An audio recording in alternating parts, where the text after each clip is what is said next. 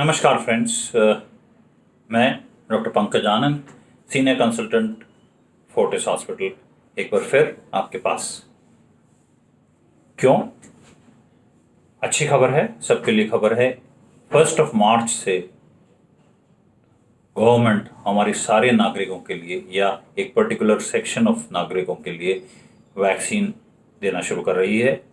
अभी तक जैसा आप जानते हैं, हेल्थ केयर वर्कर्स या frontline workers were receiving the vaccine. अब आम जनता के लिए भी वैक्सीन अवेलेबल होगी। तो इसको लेके बहुत सारे मेरे मित्र मुझसे प्रश्न पूछ रहे हैं वैक्सीन को लेके, तो आई थॉट कि मैं बहुत क्रिस्प सा एक वीडियो बनाऊं जिसमें मैं क्वेश्चंस के आंसर दूं। कब से लगेगा? जैसा कि आप जानते हैं 1 मार्च, ये अभी तक, आज तारीख 27 फरवरी है, अभी तक अवेलेबल इंफॉर्मेशन के बेसिस पे मैं बोल रहा हूँ। किसको लगेगा शुरू में? वो लोग जिनकी उम्र 60 साल से ऊपर है, या वो हमारे मित्र जिनकी एज 45 से ऊपर है लेकिन जिनको कोई ऐसी बीमारी है जो उनको ज़्यादा सीवियर कोविड के लिए प्रीडिस्पोज करती है। और ये बीमारियों की लिस्ट अगर आप देखें तो डायबिटीज़ के मरीज, हृदय रोगी, या जो मरीज जिनको सांस संबंधी क्रॉनिक ब्रोंकाइटिस या सीओपीडी के पेशेंट्स हैं, या कुछ न्यूरोलॉजिकल डिसऑर्डर्स हैं जैसे पार्किंसंस डिजीज़ है, स्ट्रोक है, या कैंसर के पेशेंट्स हैं, इनको वैक्सीन शुरू में दी जा रही है। कहाँ लगेगी? दोनों सरकारी as well as private hospitals में ये वैक्सीन लगाई जाएगी। संख्या लगभग, आज का अखबार बोलता है 400 सेंटर्स हैं जयपुर में, लेकिन ये वेरी हो सकती है, इम्पोर्टेंट नहीं। आपको क्या करना है? अगर आप 60 ईयर्स से ऊपर हैं या आप 45 से ऊपर हैं और आपको कोई ऐसी बीमारी है, तो आपको 3 तरीके से वैक्सीन लग सकती है। पहला चीज़, या तो आप प्री रजिस्टर करा लें। कुछ ऐप्स हैं, जैसे एक ऐप है कोविन 2, ये गवर्नमेंट ऑफ इंडिया की ऐप है। आज इस समय एक्टिवेटेड नहीं है, कह रहे हैं कल से एक्टिवेट हो जाएगी या परसों से एक्टिवेट हो जाएगी। या आरोग्य सेतु ऐप है। इन ऐप्स पे आप अपने आप को रजिस्टर करें, और रजिस्टर करने के लिए आपको एक आईडी चाहिएगा, जो आधार कार्ड या कोई और फोटो आईडी हो सकता है। और इसमें आपको मोस्ट प्रोबेबली एक ऑप्शन दिया जाएगा कि आपके घर के पास कौन सा सेंटर है, आप कौन सा चूज़ करते हैं।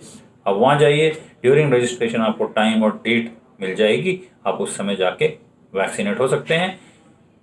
दूसरा तरीका, आप बहुत नेट सेवी नहीं हैं, आप नहीं यूज़ करना जानते इन ऐप्स को, कोई चिंता की बात नहीं। आप अपना आईडी लेके डायरेक्टली अपने क्लोजेस्ट हॉस्पिटल पे जा सकते हैं।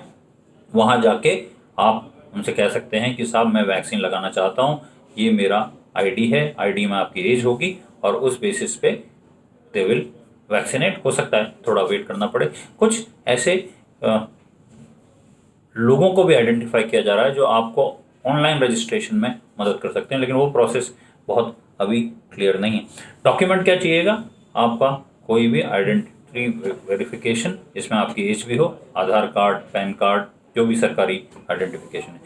प्रॉब्लम उनकी है जो 45 ईयर्स से ऊपर हैं और कोई ऐसी बीमारी है, they will have to carry a doctor certificate. तो हम लोग, आप किसी भी डॉक्टर के पास जाएंगे, आपके फैमिली फिजिशियन हैं या जो भी हैं, वो सर्टिफाई करेंगे कि हाँ साहब, इनको एक ऐसा रोग है या ये रोग है जिसका मैं इनको इलाज कर रहा हूँ, और इनको वैक्सीन लगा दी जाए।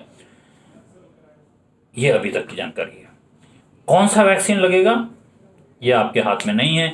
2 वैक्सीन हैं, कोविशील्ड, या जिसको ऑक्सफोर्ड वैक्सीन या सेरम इंडिया वाला वैक्सीन भी बोलते हैं, और दूसरा कोवैक्सीन है जो भारत बायोटेक वाला वैक्सीन है। दोनों 100% सेफ वैक्सीन हैं, कोई प्रॉब्लम नहीं है।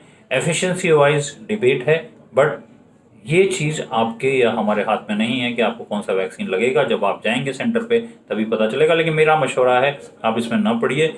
अगर आपको वैक्सीन लगाई जा रही है तो देयर इज़ इनफ एविडेंस कि वो वैक्सीन सेफ होगी और कारगर होगी।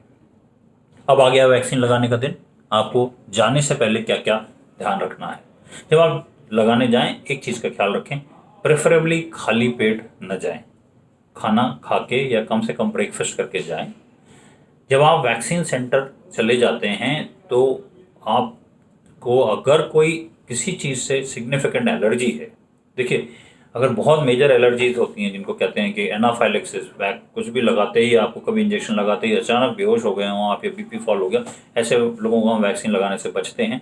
तो आपको अगर कोई एनाफाइलेक्सिस या ऐसा कुछ हुआ है, आपको कोई भी एलर्जी है, तो जो वैक्सीनेटिंग ऑफिसर है वहाँ पे उसको बताएं कि साहब मुझे इस चीज़ से एलर्जी है, और वो अपने स्वविवेक से ये डिसाइड करेंगे कि आपको वैक्सीन लगाना है या नहीं। तीसरी चीज़, जो आप रूटीन दवाइयाँ ले रहे हैं किसी भी पुरानी बीमारी के लिए, डायबिटीज़ है या जिस वजह से भी, तो वो वैसे ही लेके जाएं, ये नहीं कि आप दवाई स्किप कर दें।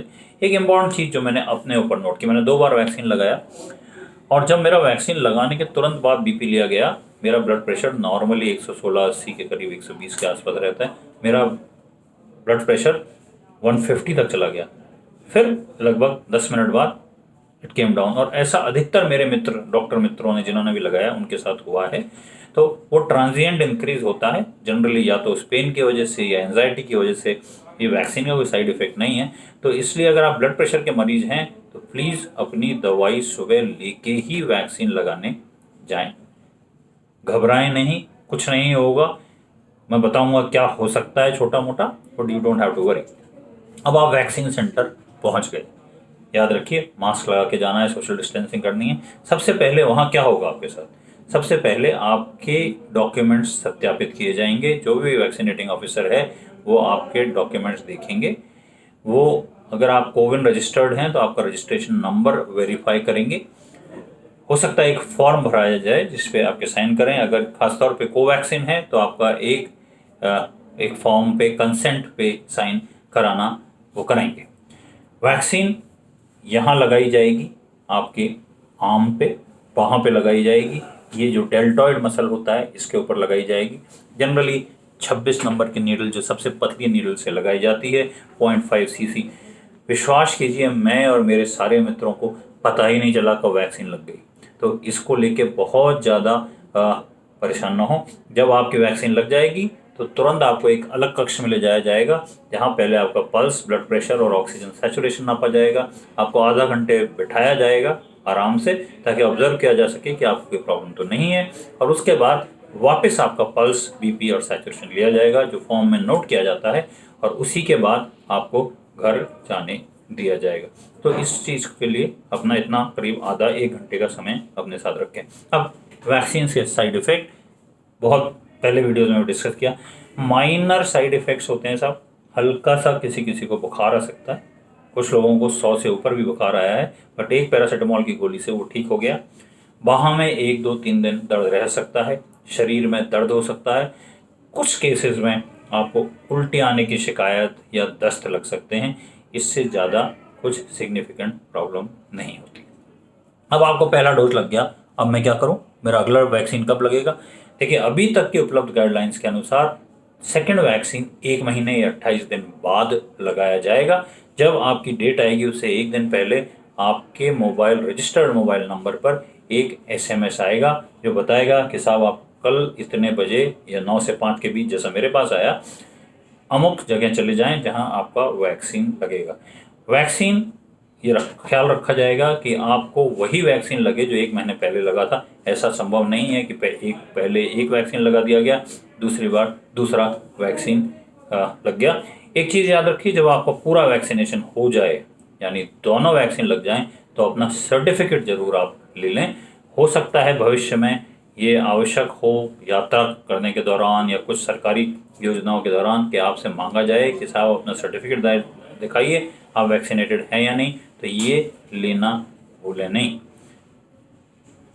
वैक्सीन लगवाइए, ये इफेक्टिव है। These are almost first dose. अगर आप कोविशील्ड की देखें तो 74% लोगों में ये इन्फेक्शन प्रिवेंट करती है, और सारी वैक्सीन 100% प्रोटेक्टिव हैं सीरियस डिजीजेस के अगेंस्ट, हॉस्पिटलाइजेशन के अगेंस्ट। देखिए, हो सकता है, मैंने पहले भी कहा है, ये हमारे पास आखिरी मौका हो अपने आप को और अपने साथियों को इस डिजीज़ से बचाने का। जब मौका मिले प्लीज़ डर के इसको लूज़ मत कीजिए। फिर नंबर्स बढ़ रहे हैं, एंड जल्दी से जल्दी जैसे ही मौका मिले वैक्सीनेट कराइए, डरिए नहीं और सेफ रहिए।